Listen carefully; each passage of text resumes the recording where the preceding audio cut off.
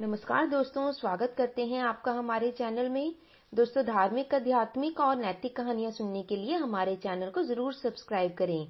आज हम आपके लिए एक बहुत ही दर्द भरी एक बूढ़ी माँ की कहानी लेकर आए हैं, जो कि बुढ़ापे की दास्तां प्रकट कर रही है। तो आइए सुनते हैं। घड़ी की सुइयां रात के 2 बजा रही थी। अचानक राजेश की आंख खुली। कानों में माँ के खांसने की आवाज साफ सुनाई दे रही थी। राजेश का मन हुआ एक बार जाकर माँ को देख आए। जैसे ही उठकर जाने को हुआ, हाथ से टकराकर फूलदान नीचे गिर गया। क्या हुआ? कहाँ जा रहे हो इतनी रात को? फूलदान गिरने की आवाज से पत्नी नीता की आंख खुल गई थी। कुछ नहीं, माँ को देखकर आता हूँ। इतनी रात को भी खांसने की आवाज आ रही है। ये माजी वीना पूरा दिन बिस्तर तोड़ती रहती है और रात को खांस खांस कर सबकी नींद खराब करती रहती है। इतनी सर्दी में कहाँ जाओगे? अभी सुबह देख लेना, कहकर नीता सो गई। राजेश भी उसकी बात से सहमत होकर सोने की कोशिश करने लगा। थोड़ी ही देर में नींद ने उसे अपने आगोश में ले लिया। सब सो रहे थे, बस एक माँ ही जाग रही थी। खांसी के मारे उसका बुरा हाल था। सुबह के 9 बज रहे थे। राजेश ऑफिस जाने के लिए निकलने ही वाला था, तभी नौकर राजू ने आकर कहा, साहब, माँ जी आपको बुला रही है। नाश्ता भी नहीं कर रही है, कह रही है अपने साहब को बुलाओ, वो आएगा तभी नाश्ता करूंगी। ये माँ बीना वो खींच उठा, झुंझलाते हुए माँ के कमरे में पहुंचा। माँ की खांसी अभी भी जारी थी। उसे देखते ही झुर्रियों से भरे हाथों को उसकी ओर बढ़ाते हुए अपने पास आने का इशारा करने लगी। क्या है माँ, मेरे पास बैठने का समय नहीं है, ऑफिस जाने में देरी हो रही है। जल्दी बोलो, क्यों बुलाया मुझे? आह आह बेटा, सर्दी बहुत बढ़ गई है। तुझे तो पता ही है, मुझे दमे की शिकायत है। ये रजाई तेरी बाबूजी के जमाने की है, पुरानी हो गई है। इससे मुझे ठंड लगती है बेटा, एक नई रजाई तो ला दे राजेश। राजेश ने कुछ कहने के लिए मुंह खोला ही था कि पीछे से नीता का स्वर सुनाई दिया। वाह वाह, नई रजाई ला दो? पैसे क्या पेड़ पर उगते हैं? इस महीने कितना खर्चा हो गया है और ऊपर से आपको नई रजाई चाहिए। अगर इतनी ही जरूरत है रजाई की तो खजाना आपने अपने बक्से में जो छुपा रखा है उसी से ही खरीद लाइए, कहकर वो बड़बड़ाती हुई वहां से चली गई। राजेश बोला, माँ, इस महीने काफी खर्च हो चुका है, अगले महीने देखता हूँ कुछ हो पाए तो। अगर जल्दी है तो आपके बक्से में जो जमा धन है उसी में से कुछ पैसे दे दो, मैं ले आऊंगा, कहकर वो कमरे से निकल गया। माँ बेचारी अपना सा मुंह लेकर पुरानी सी रजाई में गठरी सी बनी सो गई।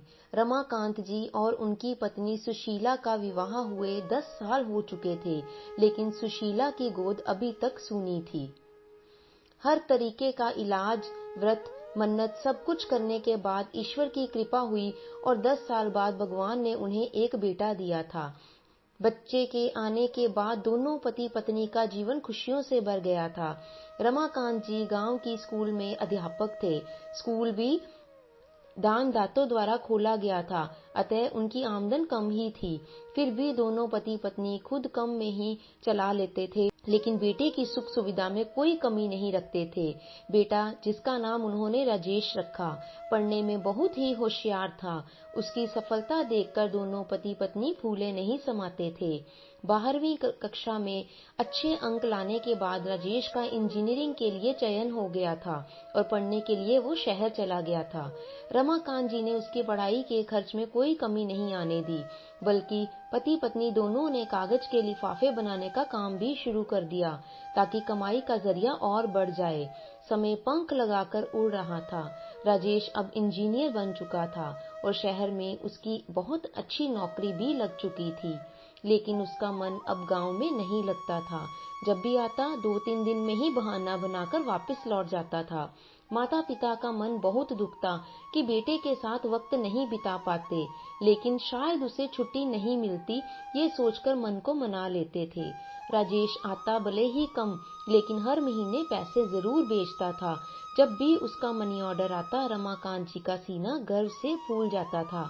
सुशीला और रमाकांत अब राजेश के विवाह के लिए लड़की ढूंढने की तैयारी करने लगे थे। इसी बीच एक दिन अचानक बिना किसी पूर्व सूचना के वो घर आ गया।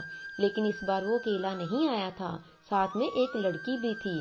सुशीला और रमाकांत जी दोनों कुछ बोलते उससे पहले ही राजेश बोला, माँ, बाबूजी, ये नीता है, मेरे साथ ही पढ़ती थी, हम नौकरी भी एक साथ करते हैं। मैं और नीता एक दूसरे को पसंद करते हैं और शादी करने का फैसला कर चुके हैं। नीता के घर वालों को ये रिश्ता मंजूर है, बस आपकी सहमति लेने आए हैं। दोनों पति पत्नी हैरानी से एक दूसरे को देखते ही रह गए। बेटा, तुम दोनों सफर करके आए हो, पहले आराम कर लो, फिर बात करते हैं। यह कहकर सुशीला जी चाय बनाने के लिए चली गई।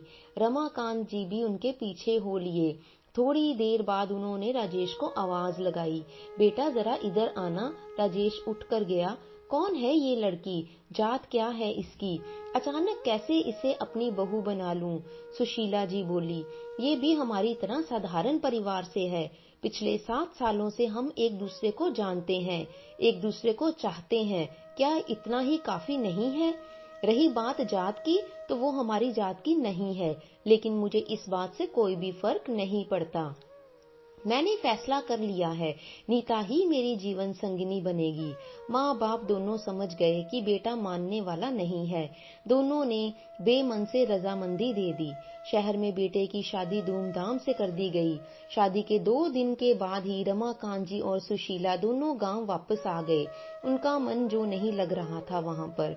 कुछ ही महीनों में रमाकांत जी रिटायर हो गए। अनुदान से चल रहे स्कूल में पेंशन का कोई भी प्रावधान नहीं था। दोनों का खर्चा बेटे के भेजे हुए पैसों से ही चलने लगा। लेकिन कुछ समय पूरे पैसे भेजने के बाद राजेश ने कम पैसे भेजने शुरू कर दिए। रमाकांत जी के कहने पर उसने खर्चा बढ़ जाने का बहाना बना दिया, लेकिन कुछ समय बाद उसने रुपए भेजने ही बंद कर दिए। रमाकांत जी ने उससे बात की तो बोला, महंगाई बढ़ गई है बाबूजी, उसका खुद का खर्चा निकलना मुश्किल हो गया है, ऐसे में उन्हें पैसे भेजना संभव नहीं है। खर्च निकालने के लिए रमाकांत जी ने आसपास के बच्चों को ट्यूशन पढ़ाना शुरू कर दिया। खाली समय में दोनों पति पत्नी कागज के लिफाफे बनाते और उससे जो भी आमदनी होती उससे उनका घर का खर्च निकल जाता।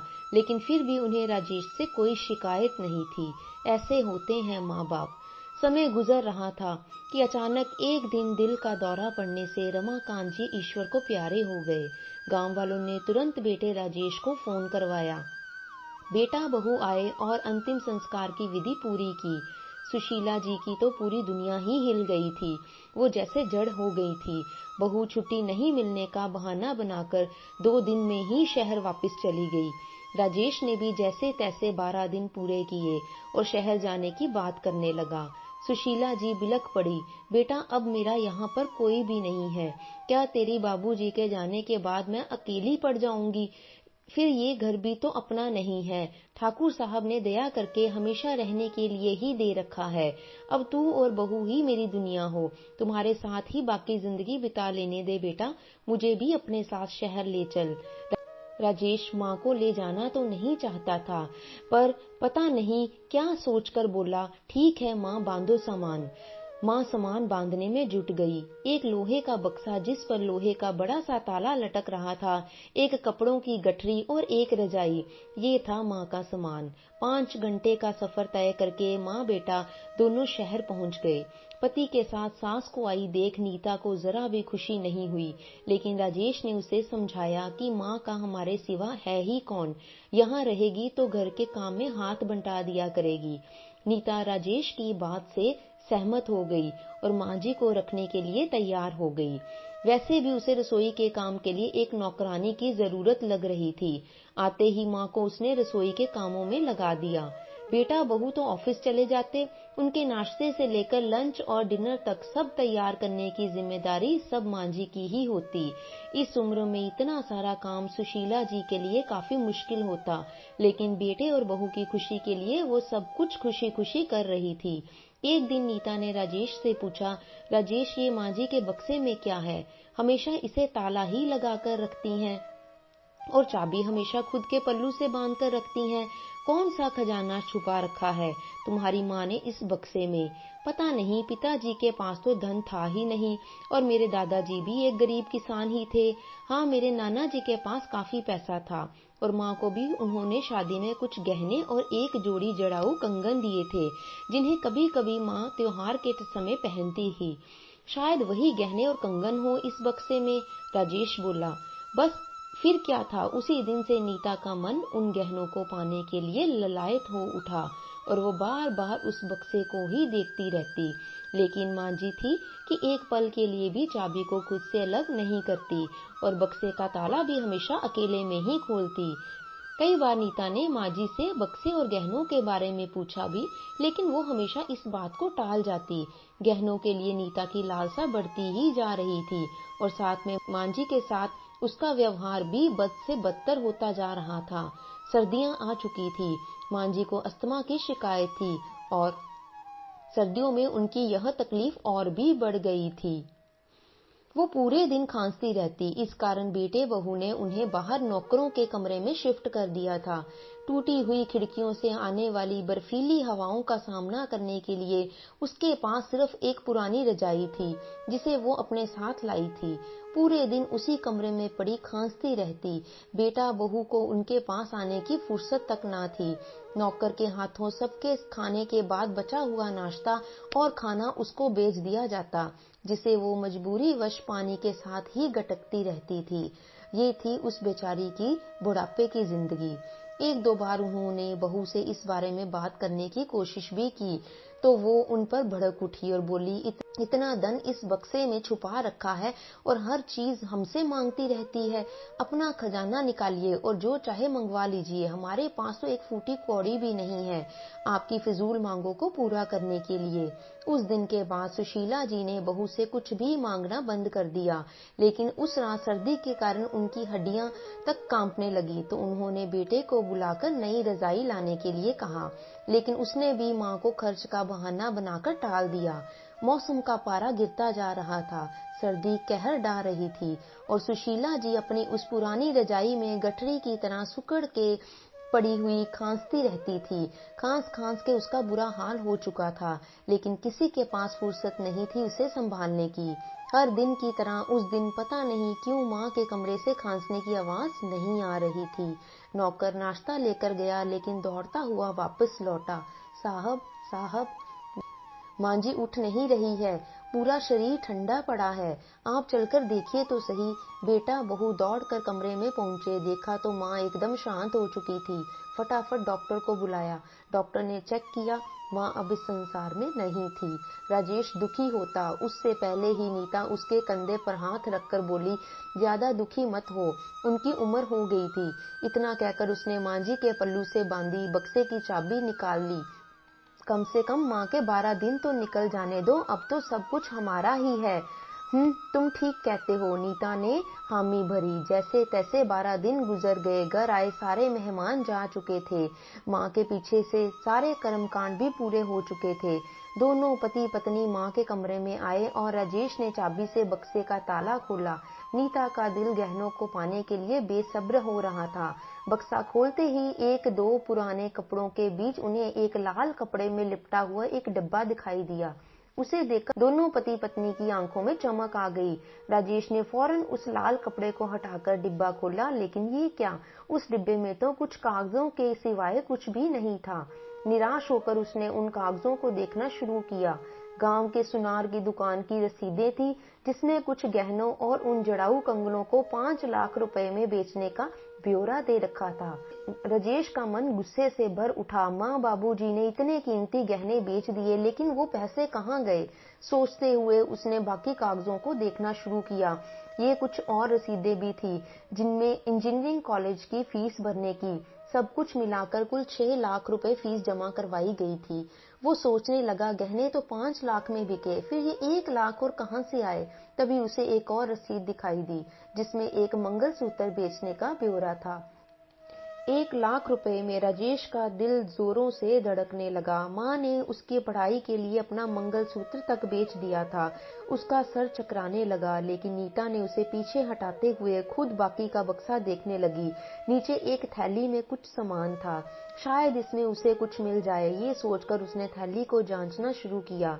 सबसे पहले लोहे का एक डब्बा उसके हाथ लगा, जिसे हिलाने पर कुछ भारी सी आवाजें आ रही थी। खोलते ही उसमें से एक गोल मटोल चिकने पत्थर निकलकर जमीन पर बिखर गए।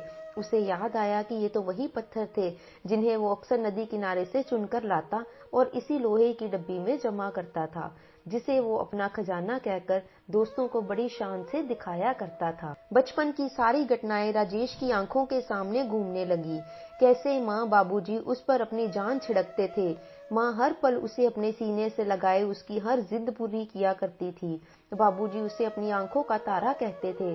पूरे मोहल्ले में सबसे कीमती कपड़े और खिलौने उसी के पास हुआ करते थे, जिन्हें लाने के लिए माँ बाबूजी न जाने कितने दिन आधे पेट भोजन करते थे। आंसुओं का एक सैलाब राजेश की आंखों से उमड़ रहा था। नीता के हाथ भी अब कांपने लगे थे। फिर भी हिम्मत करके उसने बाकी सामान निकाल कर राजेश के सामने रखना शुरू किया। राजेश की पसंदीदा खिलौना बंदूक, उसकी पसंद का वो पीला शर्ट, उसके हाथ के बनाए टेढ़े मेढ़े चित्रों से भरी कॉपी, उसकी माँ और बाबूजी की कुछ पुरानी तस्वीरें, टूटी पेंसिलें और उसके बचपन से जुड़ी हुई कई सारी छोटी मोटी चीजें। माँ का खजाना राजेश के सामने बिखरा पड़ा हुआ था। उसे लग रहा था कि उसकी दिमाग की नसें फट जाएंगी। आंखों से आंसुओं की धारा बह रही थी। एक एक करके बीते हुए सारे दृश्य उसके मानस पटल पर घूमने लगे। माँ माँ वो चीख कर जोर जोर से चिल्लाने लगा और वहीं माँ के बिस्तर पर लुढ़क गया। तभी टूटी हुई खिड़की से हवा का झोंका आया और ना जाने कहां से माँ की फटी हुई साड़ी के पल्लू ने उसे अपने आगोश में ले लिया। माँ शायद आज भी उसे रोने नहीं देना चाहती थी। तो दोस्तों, बहुत ही दुख और दर्द से भरी हुई इस बुढ़ापे की यह कहानी है, जो सुनाते सुनाते मेरा तो मन भर आया है। तो दोस्तों, इस कहानी से हमें यह सीख मिलती है कि जो माँ बाप जीवन भर बचपन से हमें पालने में कोई भी कसर नहीं छोड़ते हैं और वो स्वयं कम खाते हैं और हमें खिलाने में ही अपना जीवन व्यतीत कर देते हैं, बुढ़ापे में जब उन्हें हमारी जरूरत होती है तो क्यों हम उनका साथ नहीं देते।